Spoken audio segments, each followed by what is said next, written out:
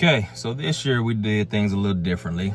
Excuse the noise in the background, but this year we did things a little differently. Normally we have anywhere from 20 to 40 people trying out. This year the numbers, I don't know if they were just low or if we just didn't do our job as coaches and really getting out there and hunting for more talent. But then again, the kids and the young men and the players that we found kind of fit, what we were looking for. So we didn't necessarily have to bring in too many people to try to compete for those 15 spots. So this year we only had, I think, 16 or 17 people trying out, which is rare for Mountain View. Normally in the past, there's anywhere from, like I said, 20 to 40 is a light year, 40 to 60, 40 to 70 is the norm, prior to when I got here. And even when I played here in the past, I think we had like 75 people trying out for 15 spots. But this year we were down to 17.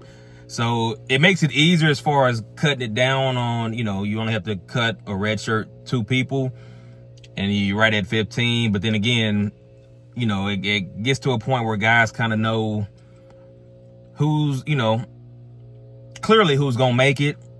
And then who the guys that are on the bubble or on the fence, who they have to compete against to get that last spot or 2 in there. So in my opinion, as a coach, it makes it interesting. But as a player, it may be a little frustrating, knowing that you feel like you're better than one guy, but then the coach chooses another guy and vice versa. You feel like you're clearly better than this dude, or some of the guys that ended up getting picked, you see it as one thing, but then us coaches see it as another thing, as you're just not ready yet. But you know how players are, how people are in general. I know I'm better than this person in their eyes, but from a coach's standpoint, it's like either you're not ready or what you feel like you're better at, we don't need.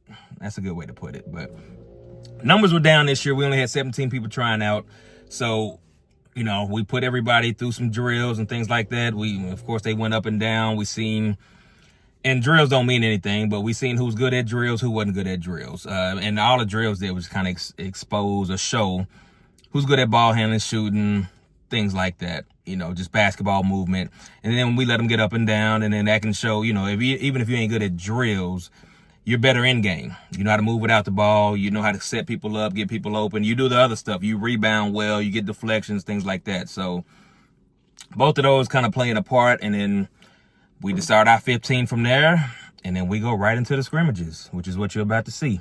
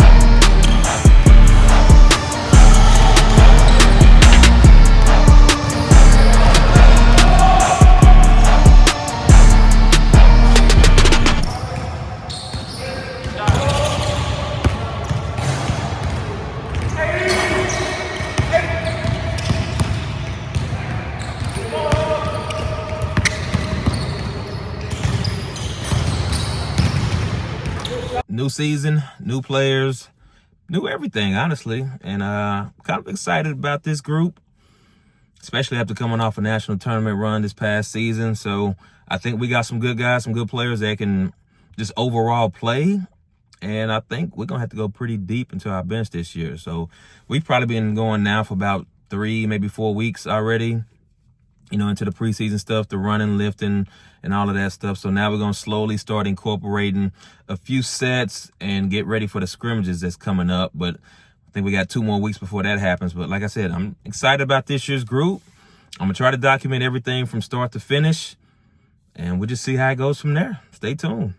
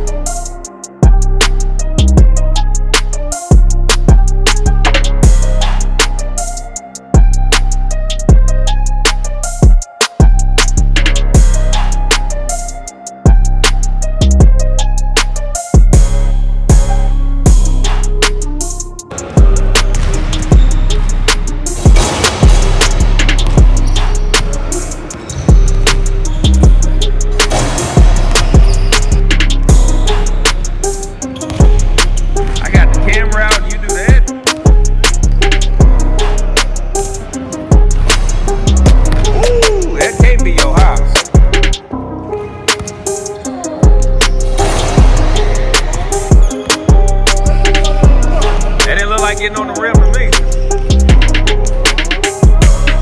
That didn't look like getting on the rim to me.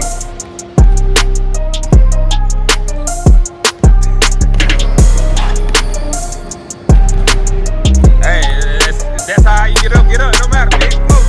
Get up. Yeah. No. Let's just lay it up. Come on, DJ. Hey, on camera, look like you getting up though. I changed the angle so it looks like you're getting up, I promise you.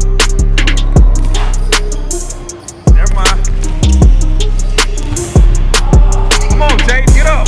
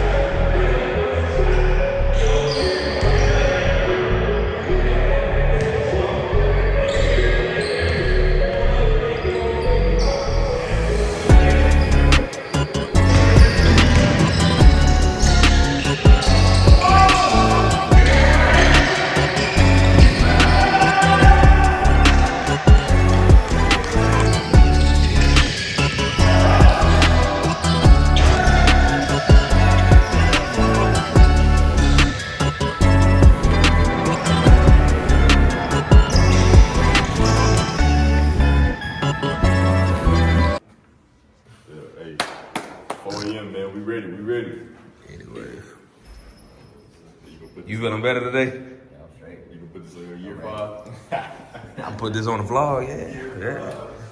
Yo. It's too early, man. What you mean it's too early? I should be energized. Chase been talking all day. He ready.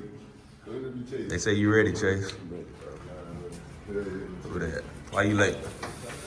And then, hey, at least you got some food, though. I give you that.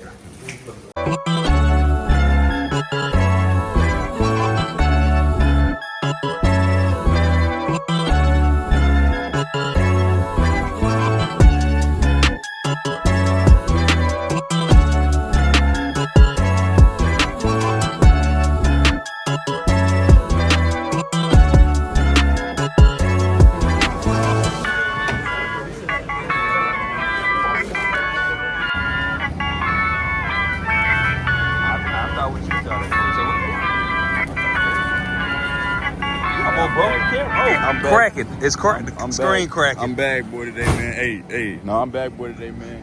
Backboard? You gonna get your bag boy. Nah, my bad. You gonna get your layup and dunk pin on the backboard? Is that what you're saying? Bag boy. Oh, bag boy. Hey, you must got a. You going in that bag today?